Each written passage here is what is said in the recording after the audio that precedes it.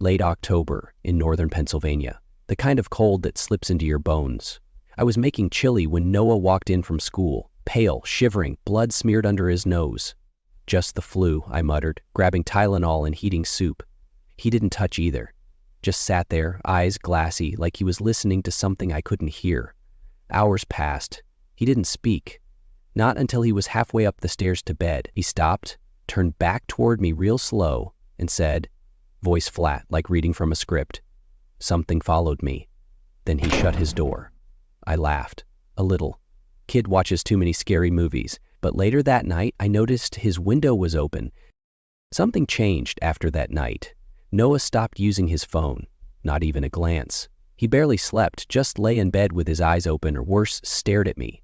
Not like a son looks at his dad, like a stranger trying to figure out what I was. I started hearing him at night, whispering, not mumbling, full-on conversations, pauses and all, like someone was whispering back. One night around 2, I found him barefoot in the backyard, frost on the grass.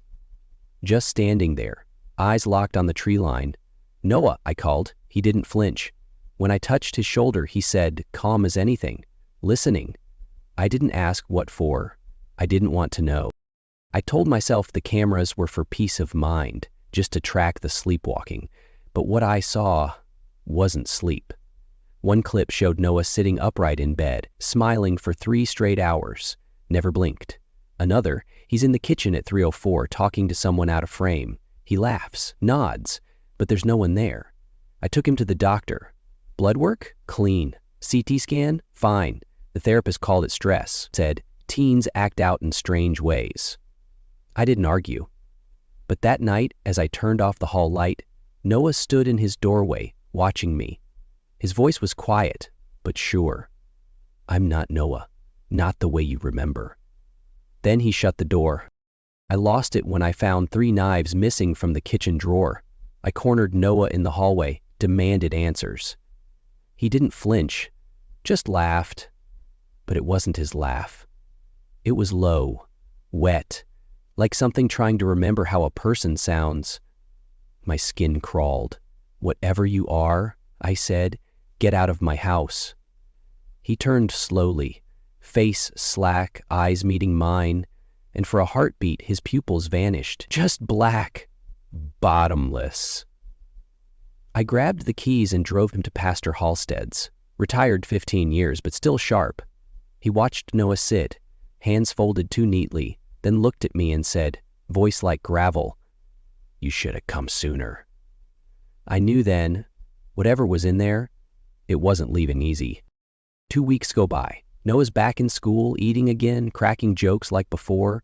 Everyone says he looks good. Must have been a phase. But I don't sleep much. I keep the knives in a padlocked drawer now, just in case. Sometimes I catch him staring too long at the woods again. But I don't ask. I don't want to know. Last night I passed his room around midnight. Light from the hallway spilled in, just enough to see his face. He was smiling in his sleep. I leaned in, thinking maybe he was dreaming. That's when I heard it. A whisper, soft as breath. 4 words, clear as a bell. He still doesn't know. I backed away and locked my door. It was 10:27 p.m., 3 minutes to close, when the damn order buzzed in. Hollow Creek Road, of course. Every driver at Tony's avoided it. Isolated, no street lights, lousy signal. My boss just gave me that look. I grabbed the box and keys, muttering under my breath.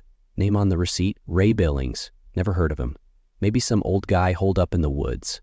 Outside, the rain had started, light but cold, and a fog rolled in like smoke. GPS kept rerouting, glitching every few seconds. I should have turned back, but I didn't. Not with tips drying up lately. Just one last delivery, I told myself. 10 minutes, in and out. But Hollow Creek didn't feel like a place you just left. The house looked abandoned, single story, sagging roof, porch light blinking like it couldn't decide whether to live or die. No doorbell, just chipped paint and silence.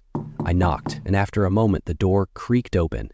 He stood there, barefoot, mid-40s maybe, wearing a stained tee and pajama pants. Eyes red, nails dark, hands twitching like he hadn't slept in days. Didn't say a word, just handed me exact change, nodded at a small coffee table, then stepped back. That's when I saw them. Dozens of paper scraps taped across every wall, drawings, jagged, messy sketches of eyes, vents, and long, dark hallways. The man finally spoke, voice dry as dust. They keep knocking, but I don't answer anymore. I didn't ask who they were. I was halfway to the door when I heard it. This slow, metallic scrape, like something heavy dragging across wood. I froze. The man barked suddenly, louder than I expected. "Close that damn hallway door. They don't like it open." Instinct took over. I shut it without thinking. Then I looked around. No TV, no phone, not even a lamp in the bedroom. Just more of those frantic drawings covering the walls like wallpaper. The guy stood still, whispering something I couldn't make out, eyes fixed on nothing. I muttered, "Thanks, have a good night," and backed out fast. Rain hit my windshield as I pulled away. I glanced back. He was standing at the window, perfectly still, just watching, not blinking, just watching. Back at the shop, I told the guys what happened. One of them, Mitch, said he'd delivered there once. "Creepy old dude, smelled like bleach and mold," he muttered, but no one had seen those drawings. That night, I barely slept. My mind kept circling back to the hallway door and how fast he snapped. The next morning, curiosity won. I searched Ray Billings. Arrested 5 years ago, attacked a social worker with a broken lamp, declared mentally unstable. Institutionalized for a while, then quietly released. No relatives, no job, nothing. The property? Still in his name. I checked the area on satellite view. Just trees, no nearby homes, no visible neighbors. Just him, alone. Or maybe not, depending on who they were. A week later, just before closing, another late-night order came in. Same address, Hollow Creek Road. This time the name was different. Tim Rogers. My chest tightened. I told my manager I wasn't going, no argument. A new guy, Nate, said he'd go. Thought it was just some lonely old man. He came back an hour later, quiet, pale. Said the guy didn't say a word, just stared, paid, and shut the door. Nate didn't joke around after that. Next day, he asked to switch to mornings. Said he didn't want to do nights anymore. We never spoke of that house again. And whenever Hollow Creek pops up on the screen, we let it ring until it fades. After my fiancé left, I found myself alone in a 2-bedroom apartment in Schenectady, New York, barely covering rent on my remote IT salary. I posted a Craigslist ad, nothing fancy. A guy named Chris responded within a day. Early 30s, clean, polite, just a little off in a way I couldn't place. Quiet type. Didn't smile much, but wasn't creepy. Said he was in town for a project, though he never elaborated. He showed up with 2 duffel bags, signed a 3-month lease, and handed me first and last month's rent, cash, in neatly stacked 20s. No questions. I didn't ask many either. Honestly, I was just relieved to have someone help split the bills. It felt easy. Too easy, maybe. It started small. I'd hear Chris talking to himself at night. Soft at first, like mumbling through a dream. Then it got louder, angry, repetitive. Phrases like, "You're not me," and go back, over and over. Like he was arguing with someone who wasn't there. I told myself it was stress, maybe sleep talking. But the lights in the hallway began flickering whenever he walked through. Like a short circuit following him. One morning, taking out the trash, I noticed crumpled papers in the bin. Rough sketches of eyes inside circles. Strange symbols I didn't recognize. They didn't look artistic. They looked purposeful. I didn't say anything, just tossed the bag and told myself it wasn't my business. I woke up one night around 3 to find Chris standing at the foot of my bed. He wasn't moving, just staring. My heart nearly stopped. Then he said, dead serious, "You shouldn't sleep with your mouth open. Things go in." I sat up fast and he walked out like nothing happened. The next morning, I asked him about it. He laughed, said I must have dreamed it. But the way he said it felt rehearsed. I started locking my bedroom door after that. A few nights later, I heard the knob rattle, just once. Soft, deliberate. I didn't sleep the rest of the night. That's when I realized something was off. Not quirky off, not socially awkward, something darker. One night while cleaning, I found Chris's notebook behind the fridge.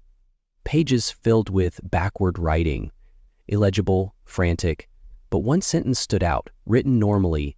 I said no the first time. He didn't listen. I put it back, pretended I hadn't seen it. After that, I started noticing more.